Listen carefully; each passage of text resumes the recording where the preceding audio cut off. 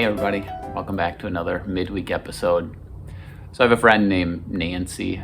Nancy is almost 60 years old.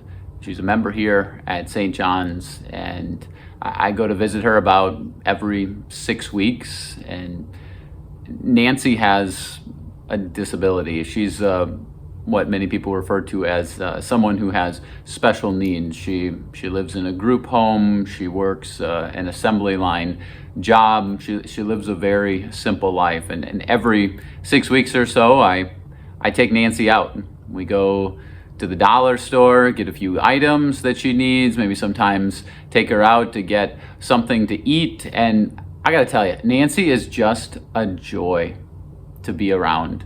In fact, the last time that we went out, we were driving in the car and laughing with each other. And I said, Nancy, you just seem to have such a pleasant demeanor toward everything and everyone in life. I said, Nancy, where did you get that? Asking that question, thinking that maybe she'd refer to one of her parents. Without missing a beat, Nancy looked at me and she said, Jesus. And it was so simple, it was profound. And I paused at that point and I said, Nancy, there is so much that we have to learn from you. You know, unfortunately, in our society, sometimes we distance ourselves from people with disabilities.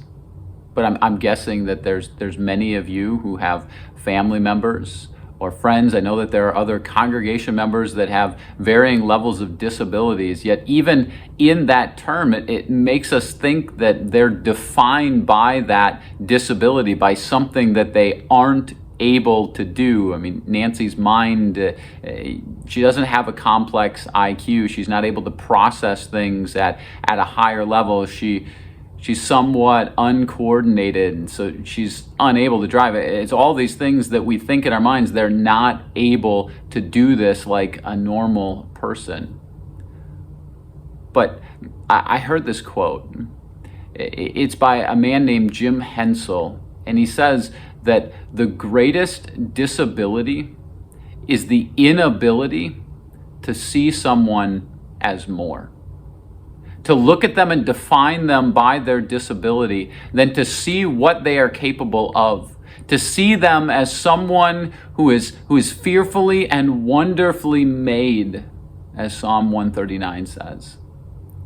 And so I want to encourage you this week with the words that Jesus says in Luke chapter 14. He says, when you throw a party, when you get people together, don't invite your friends or your family members.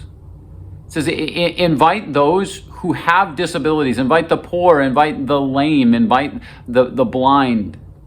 I would say, invite the Nancys of this world.